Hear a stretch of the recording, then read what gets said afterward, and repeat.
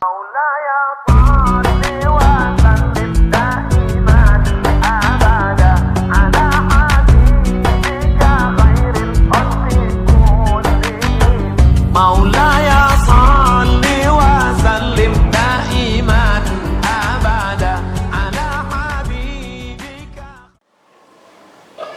Assalamualaikum warahmatullahi wabarakatuh.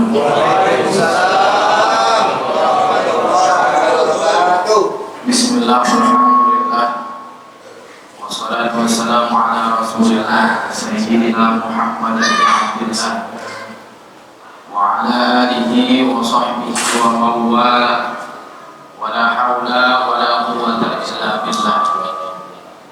Rabbi shrah li sadri wa yassir li amri wahlul 'uqdatam min lisani yafqahu qawli. Amma ba'du. Faqad qala Allah ta'ala fi kitabih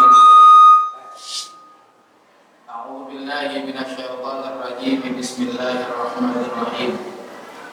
Innal ladzina qalu rabbuna Allah thumma istaqamu tatanazzalu 'alaihimul malaikatu alla takhafu wa la tahzanu wa abshiru bil jannati allati kuntum tu'adun. Wa qala Rasulullah sallallahu alaihi wasallam, Iqra'ul Qur'ana fa innahu ya'ti yawmal qiyamah syafi'an li ashabihi. Sadaqallah wa sadaqa Rasulullah sallallahu alaihi wasallam.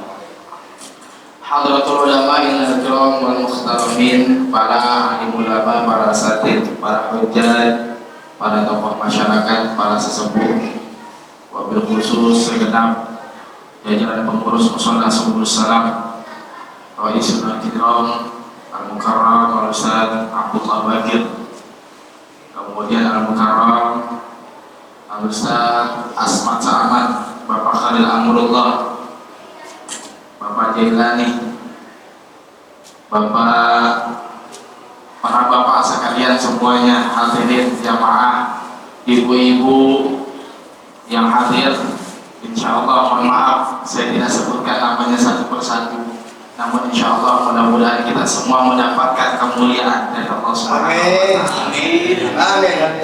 Pertama-tama marilah kita panjatkan puja dan puji syukur kehadirat Allah Subhanahu wa Ta'ala yang alhamdulillah pada saat ini kita masih diberikan berbagai macam nikmat.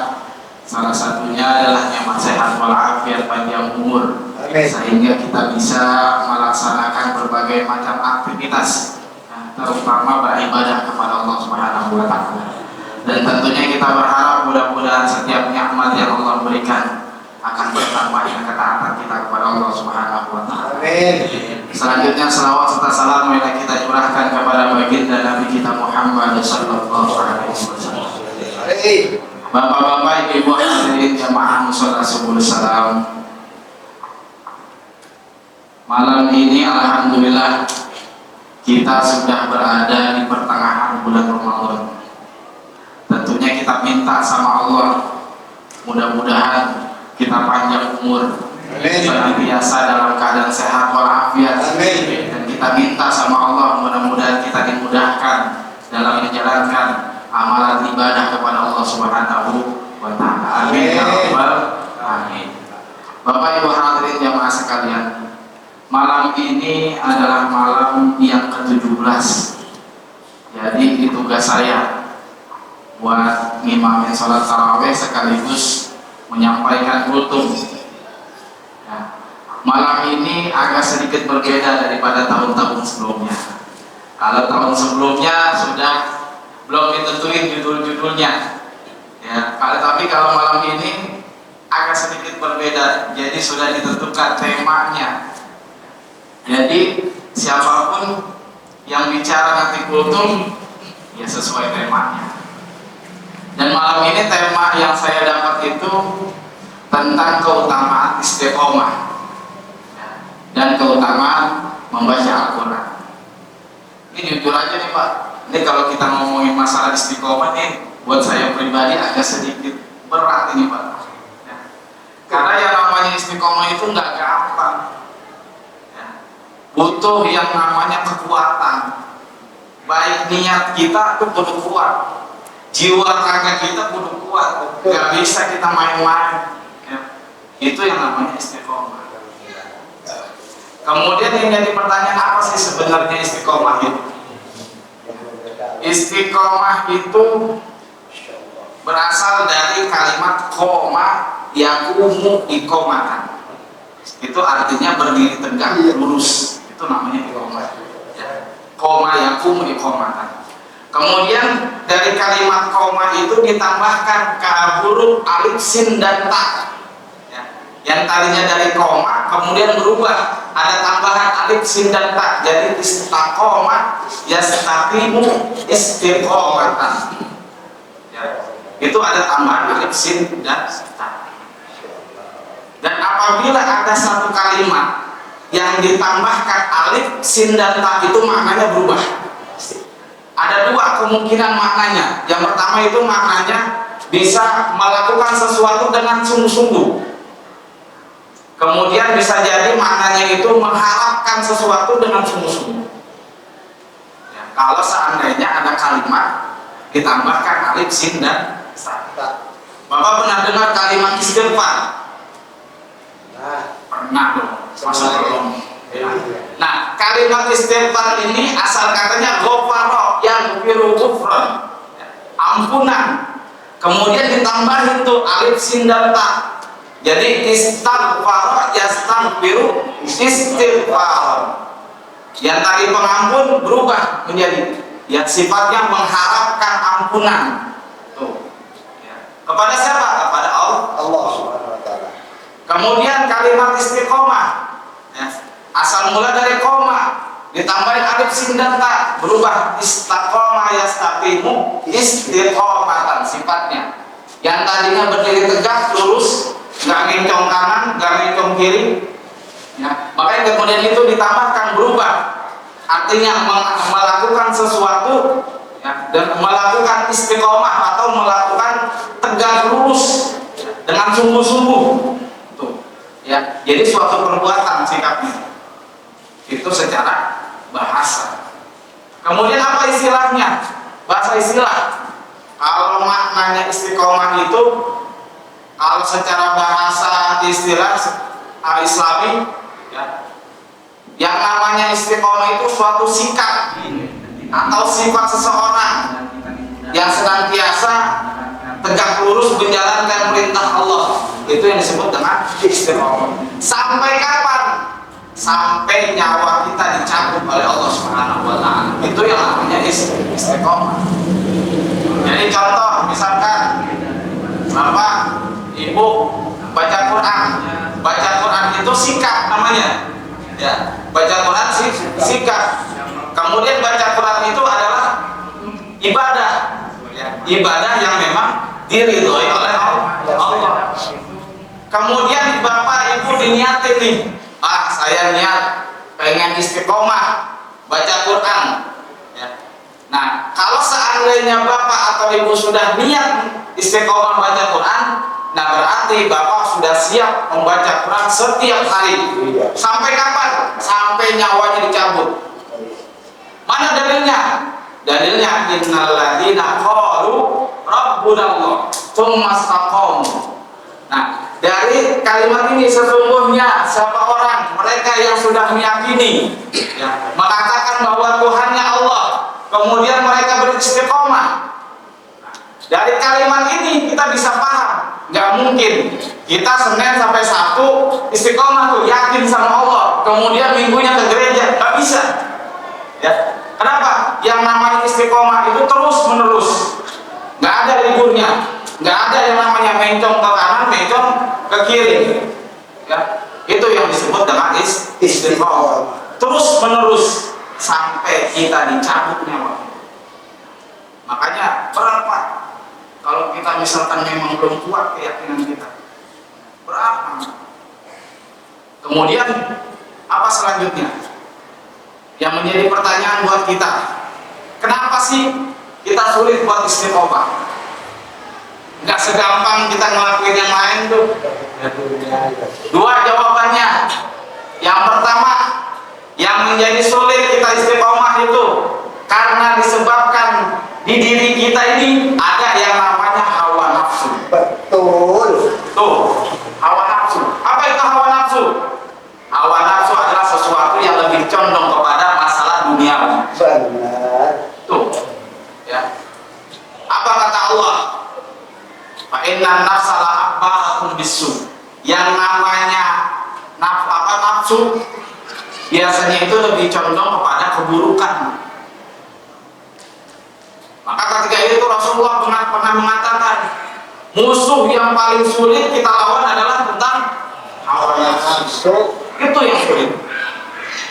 Makanya kita beristiqomah itu yang pertama harus yakin dulu. Kita yakin apapun keadaannya, sesulit apapun kita laksanakan. Gak boleh adanya perek, ikutin hawa nafsu. Ya. Kita dikit-dikit lagi baca Quran, a'udzubillahi minasyaitonirrajim. Bunyi nih handphone, ini main orderan. Nah, akhirnya apa? Shadaqallahul adzim. Gak boleh. Ya. Itu yang namanya hawa nafsu. Makanya sulit buat kita menaklukkan hawa nafsu. Tapi kata Allah, ya, dikatakan, wa amma man khafa maqama rabbih wa nahan nafsa 'anil hawa. Siapa orang yang memang takut sama Allah, kemudian dia mampu melawan hawa nafsu, fa innal jannata hiyal ma'wa. Maka orang tersebut mendapatkan hadiah yang begitu besar. Apa? Yaitu surga ketika di akhirat itu bakal tinggalin. Kalau seandainya memang kita mampu melawan hawa nafsu. Itu yang pertama yang bikin sulit. Kemudian yang bikin sulit kedua apa? Yang bikin sulit kita istiqomah adanya godaan setan. Satu hawa nafsu, kedua godaan setan. Allah mengatakan di dalam Al-Quran, udah dikasih informasi sama Allah buat kita. Apa kata Allah di dalam Al-Quran? Qala fa bima aghwaytani la'aqudanna lahum siratal mustaqim. Setan udah berjanji, bersumpah, ya, bakal godain yang namanya manusia untuk beribadah. Dia senang tuh kalau ada orang beribadah digodain tuh. Ya supaya apa? Supaya terjerumus, ya, berjalan sesat. Bagaimana caranya mereka setan menggoda kita? Di kalimat selanjutnya, tsumma la'atiyannahum min baini aydihim wa min khalfihim wa an aymanihim wa an syama'ilihim. Setan datang, kita lagi baca Quran, datang tuh dari depan, baru ngebet, ditiup tuh matanya, tuh setan datang dari depan nggak kena, datang lagi dari belakang, dicolek sama bini kita, ayolah jangan. Itu godaan. Makanya Nabi Adam kegoda gara-gara siapa? Setan. Lewat siapa? Bininya. Iya, ini saya. Ya.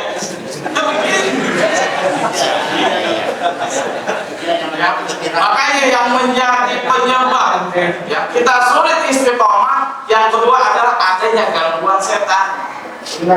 Dia datang dari depan, gangguin, gagal, pindah lagi ke belakang. Di belakang gagal, pindah lagi ke kanan. Ke kanan gagal, pindah lagi ke kiri. Itu saking pengennya ngejerumusin manusia. Biar supaya apa? Biar supaya tidak beribadah kepada Allah. Tuh, susah banget untuk istiqomah.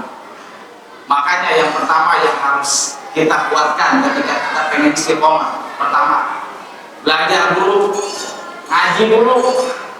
Kita nggak bakal mungkin melakukan sesuatu itu kalau kita nggak paham apa yang kita kerjain. Kita harus tahu, kita mau baca Al-Quran, mau istiqomah baca Quran, ngaji dulu, belajarin dulu Al-Quran. Bacanya perlu benar, ya. Maknanya kalau bisa dipahamin, tafsir-tafsirnya kalau bisa dipahamin. Biar supaya apa? Biar supaya resep tuh kita baca, ya. Nggak cuma sekadar baca. Karena kalau misalkan cuma hari udah kelar, ditinggal tuh baca Quran. Tapi kalau misalnya kita resepin, contoh kita nyanyi aja begitu ya, kalau kita nyanyi kita resepin saban hari nyanyi mulu ya. Kenapa? Salah satunya dia udah tahu ilmunya. Yang kedua apa? Yang kedua kudu kuatin niatnya. Kalau niatnya nggak kuat, udah jangan berharap buat bisa istiqomah. Susah, sulit istiqomah. Kalau seandainya ilmunya nggak ada, pengetahuan tentang Al-Quran yang nggak tahu. Kalau seandainya kita niat istiqomah baca Quran, kita niatnya masih nanggung, setengah-setengah, susah. Susah. Makanya ini ya, hawa nafsu kita lawan, setan kita lawan. Kita kuatkan ilmu kita kuatkan niat kita. Ya. Makanya saking sulitnya istiqomah, sulit, godaan kanan kiri, hawa nafsu semuanya dikelilingi, otak semuanya dicuci semuanya. Maka kata Allah, salah satu ganjaran yang paling terbesar bagi orang yang memang istiqomah, wala tanazzalu alaihimul malaikatu alla takhafu wala tahzanu. Orang yang beristiqomah yakin sama Tuhannya, ya, dia beriman sama Tuhannya, maka ketika kita dicabut keluar ruh kita nih, ketika ruh kita keluar, itu tuh kita ruhnya dalam keadaan sedih, Pak, ketakutan. Kenapa takut? Kenapa sedih? Sedih dia ninggalin keluarganya. Sedih, Pak, ninggalin keluarganya. Sedih ninggalin keluar sama anak istrinya dalam keadaan sedih. Maka ketika itu dihibur sama Allah, Allah perintahkan malaikat, malaikat, ini orang istiqomah, samperin, bilangin jangan pernah sedih, jangan pernah takut. Kenapa? Tatanazzalu alaihimul malaikatu alla takhafu wa la tahzanu wa abashiru bil jannati allati kuntum tu'adun. Allah udah kasih janji, dijanjiin sama Allah, orang yang beristiqomah apa? Udah, nanti lu balik ke kuburan, lu bakal dapet tuh yang namanya syurga. Susah, Pak, butuh pengorbanan, butuh kekuatan buat ngeyakinin diri kita. Bapak Ibu hadirin jamaah sekalian, ini bab istiqomah nih. Qurannya belum, agak panjang ini, ya, sedikit aja lah, ya, sedikit aja. Bapak Ibu hadirin jamaah sekalian, kita untuk beristiqomah, ya, banyak cara, ya, banyak cara ibadah-ibadah untuk beristiqomah. Tetapi yang paling terpenting adalah satu, ya, meskipun kita nggak bisa yang namanya istiqomah baca Quran, nggak bisa istiqomah buat sholat jamaah, sholat sunnah, sholat tahajud yang lain susah. Satu yang paling terpenting apa? Kita yakinin dalam hati kita, ya, kita beritikad yakin bahwa tiada Tuhan selain Allah. Itu yang paling terpenting. Ya. Sampai kapan? Sampai nanti nyawa kita dicabut. Seenggaknya kita adalah, ya, ibadahnya sedikit, simpenan, ya, simpenan. Kalau ditanya sama malaikat, siapa Tuhanmu? Allah, udah, insya Allah selesai. Ya, insya Allah lulus. Ya. Makanya sesulit apapun kata Allah, innahu la yasir. Itu ibadah sulit, ya, tapi kata Allah sebenarnya itu mudah. Bagi siapa? Ala man yassarahullahu ta'ala. Bagi orang yang memang sudah dipermudah sama Allah. Makanya kita minta sama Allah, mudah-mudahan kita dipermudah. Amin. Kemudian selanjutnya, misalkan bapak ini misalkan atau ibu pengen lihat istiqomah, ini kayaknya waktunya gua sedikit agak longgar nih, nggak ngapa-ngapain di rumah. Udah, niatin istiqomah. Apa yang dikerjain? Sholat jamaah. Tuh, ya. Kalau memang waktu kita kosong, ya, di rumah nggak ngapa-ngapain, ya, udah niatin bismillah, saya niat mau istiqomah sholat jamaah.